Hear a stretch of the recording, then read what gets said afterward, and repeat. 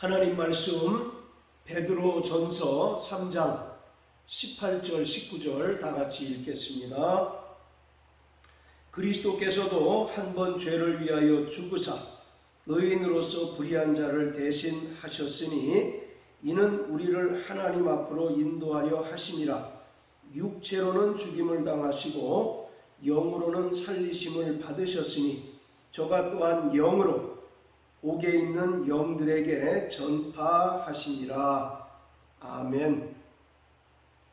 오늘 본문은 신약성경 속에 있는 난해의 구절로서 여러 가지 다양한 해석이 있는 그러한 구절입니다. 오늘 본문은 얼핏 보기에는 예수님께서 십자가에 달려 죽으신 후 부활하실 때까지 영으로서 직접 옥에 내려가셔서 그곳에 있는 자들에게 복음을 전파한 것으로 이해하기 쉽습니다. 그래서 예수를 믿지 않고 죽은 자들에게도 혹여나 다시 한번 복음을 듣고 회개하여 구원을 얻을 기회가 제공되지나 않을까라는 생각을 하는 사람들에게 희망을 주는 성경 구절로 여겨지기도 합니다. 그리고 로마 카톨릭에서는 이 말씀을 그들이 주장하는 연옥교리를 뒷받침하는 성경 구절로 인용을 합니다. 실제로 많은 교회가 매 주일마다 예배 시간에 신앙으로 고백하는 사도신경을 보면 영어로 된 사도신경과 한글판 사도신경이 분명한 차이가 있다는 것을 알 수가 있습니다. 자, 우리 다 같이 사도신경을 한번 다 같이 보십니다.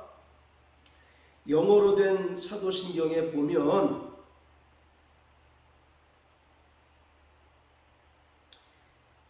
여섯째 줄에 보면 He descended into hell 이라고 되어 있습니다.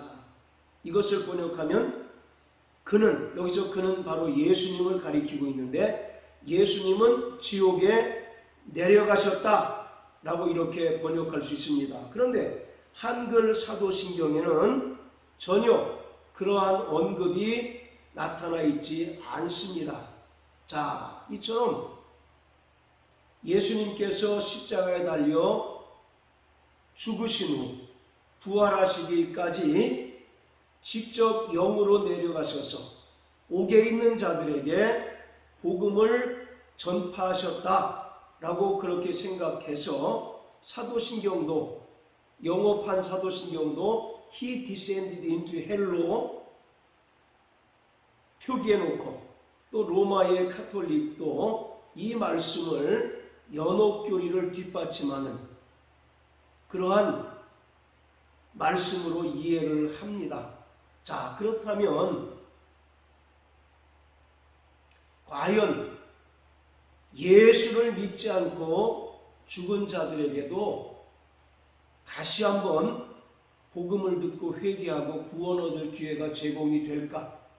성경은 전혀 그렇지 않다라는 것이고 혹여 그렇게 주장하는 사람이 있다 할지라도 그것은 절대적으로 비성경적이다 라고 말하고 있습니다. 고린도후서 6장 2절에 보면 지금은 은혜 받을 만한 때요 지금은 구원의 때라고 말씀하고 있습니다. 즉 육체가 있는 동안에 예수를 믿고 구원을 받아야지 육체를 벗은 후에는 다시 한번 구원 얻을 기회가 제공되지 않는다는 사실을 성경은 분명하게 말하고 있습니다. 그리고 누가복음 16장에서도 부자와 나사로의 얘기를 통해서도 아브라함이 부자에게 말하기를 너희와 우리 사이에는 큰 구렁이 있어 서로 왕래할 수 없다라고 이렇게 말하는 것을 볼 수 있습니다.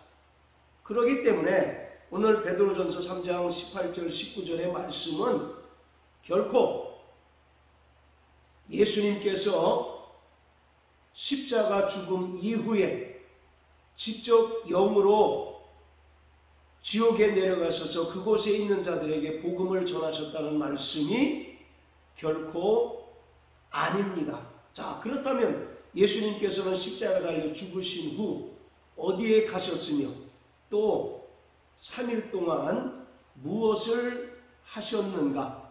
자, 우리 다 같이 누가복음 23장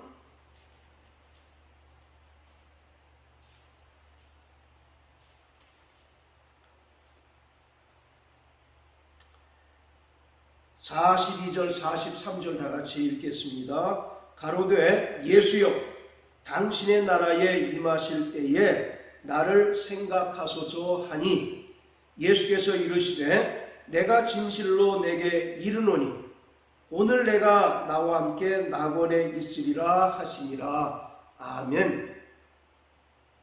자, 한 강도가 예수님께 신앙을 고백합니다. 가로되 예수여 당신의 나라에 임하실 때에 나를 생각하소서라고 그가 고백했을 때 예수님께서 43절을 통해서 내가 진실로 내게 이르노니 오늘 내가 나와 함께 낙원에 있으리라 이렇게 말씀하셨습니다. 여기 이것은 다른 해석의 여지가 없이 바로 십자가 죽음 이후에 낙원에 가셔서 그곳에서 머물고 그곳에서 잔치를 베푸신다는 그러한 말씀인 것입니다. 그렇기 때문에 예수님께서 십자가 달려 죽으신 후에 옥에 내려가셔서 복음을 전파하셨다는 그런 내용은 전혀 성경적이지 않고 따라서 로마 가톨릭에서 주장하는 연옥교리는 반성경적이라고 할 수 있습니다. 자, 그렇다면 베드로 3장 19절 말씀 저가 또한 영으로 옥에 있는 자들에게 전파하셨다는 것은 무엇을 말하는 것일까요? 바로 이것은 영으로라고 하는 말은 인간의 영원할 때 하는 영이 아니라 바로 성령을 가리키고 있습니다. 그리고 옥에 있는 영들에게라고 하는 말은 20절에 있는 노아의 날 방주 예비할 동안 하나님이 오래 참고 기다리실 때에 순종치 아니하던 자들입니다. 그러니까 19절에 보면 저가 또한 영으로라고 하는 말은 노아가 성령으로 하나님의 말씀에 순종치 않는 자들에게 복음을 전파했다라는 의미입니다. 여기서 옥이라고 하는 것은 음부나 또는 지옥을 가리키는 것이 아니라 바로 이 세상을 가리키고 있습니다. 자, 우리 계시록 18장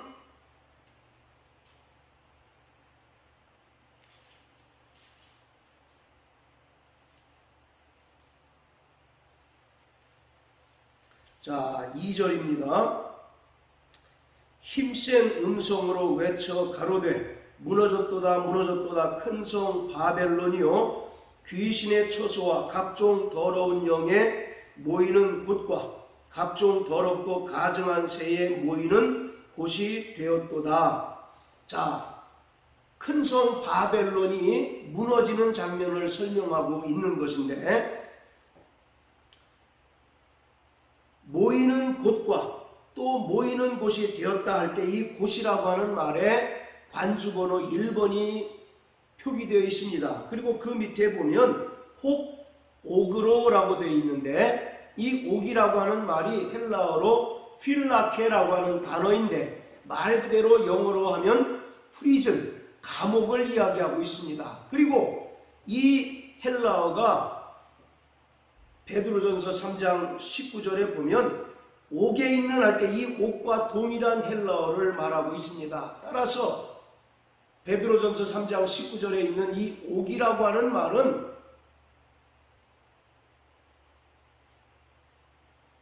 지옥을 말하는 것이 아니고 이 세상을 말하고 있는 것입니다.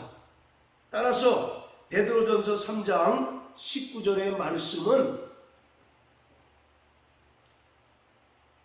노아가 성령으로 말미암아 하나님께 대하여 불순종하는 자들에게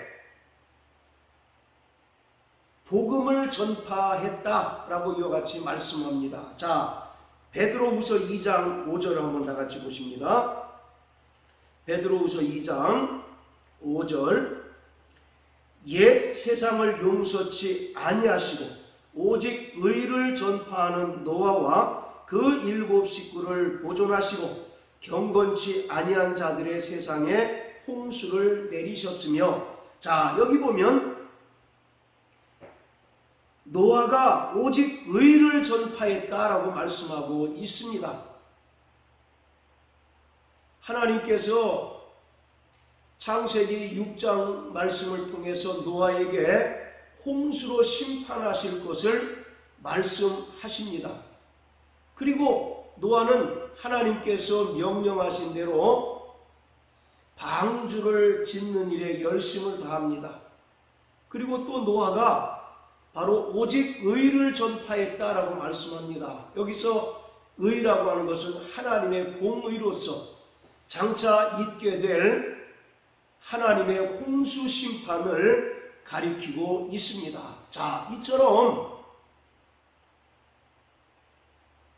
베드로전서 3장 19절의 말씀은 예수님께서 죽으신 후에 지옥에 내려가셔서 그곳에 있는 자들에게 복음을 전파하셔서 그들에게 무언가 다시 한번 구원의 기회를 제공했다는 그러한 이야기가 결코 아니라 예수 그리스도께서 노아의 때에 겸손한 노아를 통해서 성령으로 말미암아 오직 의를 전파하게 하셨다라고 말씀하고 있습니다. 자, 우리 다 같이 창세기 6장을 다 같이 보시겠습니다.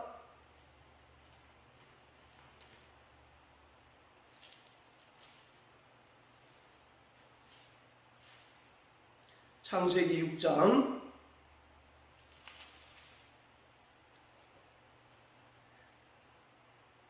자, 1절부터 3절입니다. 사람이 땅 위에 번성하기 시작할 때에 그들에게서 딸들이 나니 하나님의 아들들이 사람의 딸들의 아름다움을 보고 자기들의 좋아하는 모든 자로 아내를 삼는지라.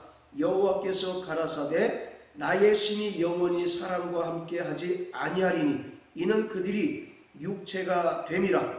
그러나 그들의 날은 120년이 되리라 하시니라. 여기서 120년이라고 하는 것은 인간의 평균 수명이 120년으로 축소되었다는 이야기가 아니라 하나님께서 120년 동안 심판을 유보하셨다는 것입니다. 즉, 이 기간 동안 하나님께서 노아를 통해서 의를 전파하게 하시고 또 방주를 제작하게 하셨을 뿐만 아니라 하나님께 대하여 순종치 아니하고 하나님을 대적하며 그 마음의 생각이 오직 악한 인간들이 돌이켜 회개하여 구원 얻을 기회를 제공하셨다는 이야기입니다. 베드로후서 3장 9절에도 보면 주님의 재림이 어떤 이들이 생각하는 것과 같이 더딘 것이 아니라 하나님께서